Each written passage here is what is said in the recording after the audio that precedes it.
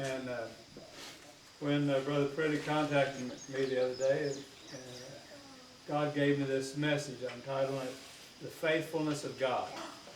And I don't know about you, but all through my life there have been people that have let me down.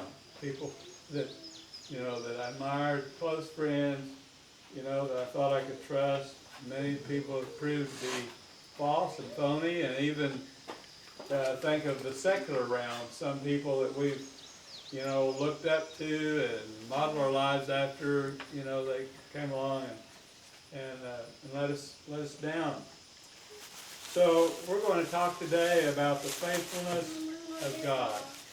And would anybody here we're just among friends this morning. Is there a time in your life when God proved His faithfulness to you? Maybe you're going through something that you just want to share.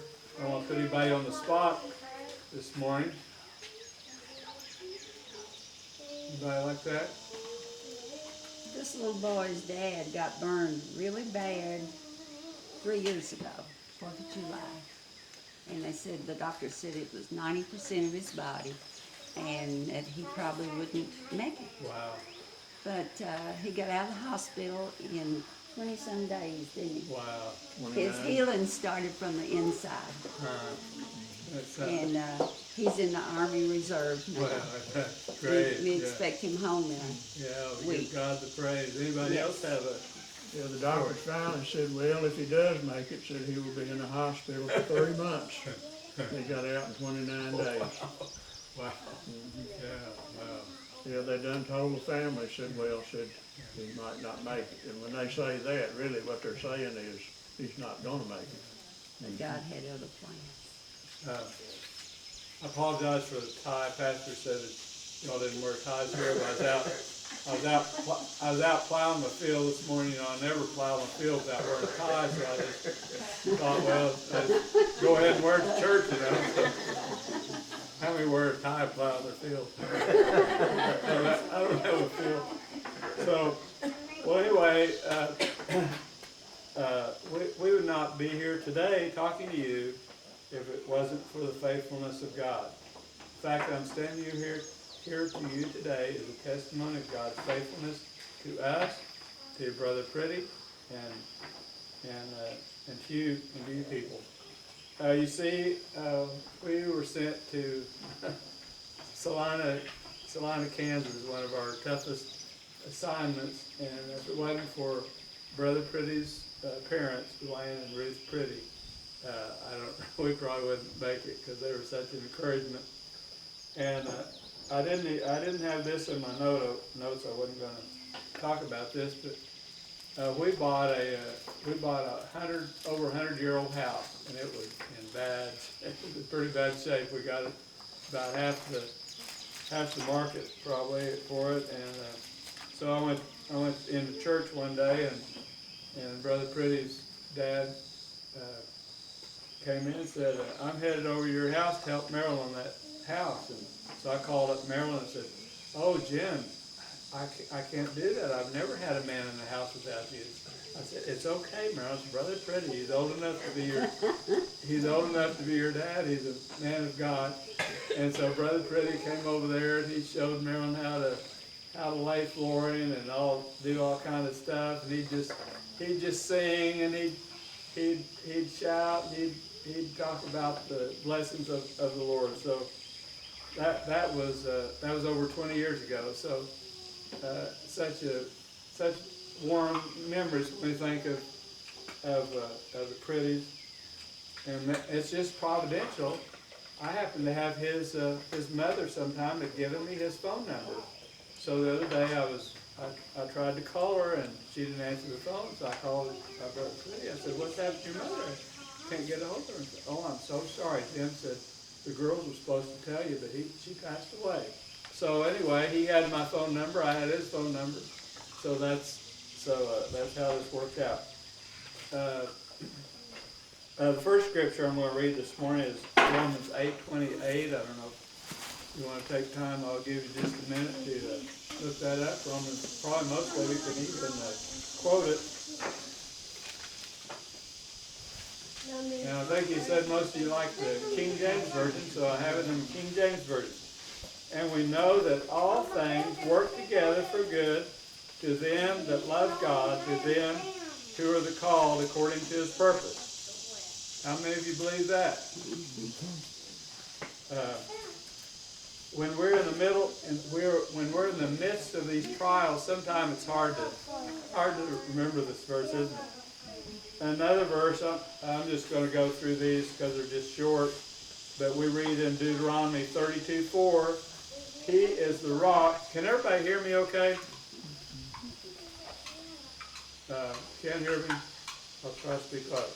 Anyway, he is the rock. His works are perfect, and all his ways are just. A faithful God who does no wrong, upright and just is he. Deuteronomy 7:9 says, know therefore that the Lord your God is God. He is the faithful God, keeping his covenant of love to 1,000 generations of those who love him and keep his command. I accepted the Lord into my heart at 5 years old, and I learned a lot of these scriptures. I know them by heart. But when I was in the first grade, my alcoholic father left my mother and 3 little boys, and I, think, well, where does this fit in to God's promises? My mother was disabled and unable to work. She had very meager income. You guys maybe know about welfare. And mother tried to pay off the debts that my dad had left, even though she really wasn't her responsibility, but that was just the way she was. And at one point, we were unable to pay for our utilities, so we had to move in with her parents. But God, all those times, all those years, God never forsook me. And my dad served in World War II, and so they had the GI Bill. Some of you may know about the GI Bill, but we were able to buy a house in a little town outside of Oklahoma City called Bethany. I think, it seems, to my recollection, that house was only like $34,000, if I remember right. So even though mother's income was very small, she was able to maintain the payments all those years. But it was in this town that I was nurtured and I turned into what I am today. There was a Nazarene college in that town, just not by coincidence. God planned it that way. And it was within walking distance. We never had a car, didn't have a telephone. So I would walk to, after I graduated from high school, I walked to that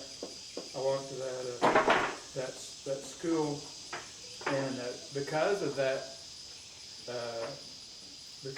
school, it opened many doors for me. At around age 11, the Lord began to give me jobs to do, and because I had to, if I did anything special at school, I had to pay for it, and by the time high school came around, I was pretty much had to pay my own way, and then after I turned 18, there's no more money, so I had to pay my own way. So another thing of God's faithfulness is my wife. I have a real strong feeling about God having a special person for you. And on a Friday, January the 13th, 1967, somebody arranged a blind date for us, and that's how we met. And that was last month we just celebrated our 52nd wedding anniversary. And then one day after we got married, we were headed to college, and a car came up front of us from a side road and forced us off the road, and we both were laying there thinking we were in heaven, because all we seen was the sky. But as you can see, we're here now. Another major intervention was my first teaching position. Now you might be able to tell that my degree was in music, and people think that music is a really easy degree, but let me tell you, it's hard. And by the second semester, half of the kids I started out with in music dropped out and went to either quit college or went to something else. And I was told by many people that I needed to change my major, that I'd never find a job, and to make things harder, I finished in the midterm. I actually finished like November or something. I can't remember when it was. So here, I mean, who can find a teaching job in January? But here, a job opened in this little town in Oklahoma, and as I told you, I was responsible for my college education. So I took out some government loans. Well, I didn't have a clue, but when I finished those 2.5 years at that school, all of my government loans were eliminated because there was a lot of Indians, and so the government took away my government loans. You know, I have friends today that tell me, teacher friends, that say they'll never pay their loans off in this life. So God has been faithful to us and more faithful to us than we realize, or I don't even feel worthy of His faithfulness to us. So after 2.5 years of teaching there at that town, by the way, was Okemah, Oklahoma, and you would know Okemah, Oklahoma, but everybody knows this land is your land, this land is my land. Well, the guy that wrote that was from Okemah. So every year they have a Woody Guthrie festival there. In fact, this year I got to watch it. They did it virtually because they didn't have a big crowd, so I got to watch it for the first time online. So that's kind of cool. But anyway, the Lord began to work in our lives, and we received a unanimous call from a church in Arkansas. So we got ready to go, and I resigned from the school. We told our landlady that we were leaving. Well, we just felt checked. Have you ever felt you're going to do something, the Lord talks to you and say, well, this isn't what you're supposed to do. So we felt checked. We called that pastor and said we wouldn't be coming there. The only problem is Okemah is a small town, and there's not much housing there, and somebody had already rented our house, and they'd even been bringing stuff into the spare bedroom. And so our landlady said, Jim, I'm sorry, you guys have been really good renters, and I hate to do this to you, but you guys are going to have to leave. And so anyway, so I went all over the country, job interviews and stuff, and so this was a Wednesday, and we had to be out by Monday. A pastor that I'd known earlier on in my life, there's a lot of connections there, but I won't go into it, but anyway, he called me to come work at camp. A lot of times pastors have to go be counselors at church camp. So he called me, and I said, Brother Blankenship, I'd love to go to camp. I'd love to do that, but I told him our situation. We had to be out by Monday, and I need to find a job. So he said, well, why don't y'all come over? This is Wednesday. Why don't y'all come over tonight and meet our congregation? And I think maybe had Merrill and I do a special, and board meeting was Sunday night after church. The board met. He called us. We got a unanimous call. So Monday, when we're supposed to leave, be out. We also, a contingency plan. The lady down in the next block said we could live with her for a while, and the people across the street said we could store their stuff over there. So God is so faithful. Another miracle happened when I was teaching school there. Marilyn took care of several children to help supplement our income, because it was really bad in those days. We we qualified for food stamps, but didn't get them. And she, I think at one time she had like 5 children she was babysitting. And she's having a garage sale one day, and this lady from Planned Parenthood come by and said, "Ma'am, we can tell you how to not have children." And Bert almost cried. Said, "That's not our problem. We can't have. We've been married 5 years. We haven't been able to have a child yet."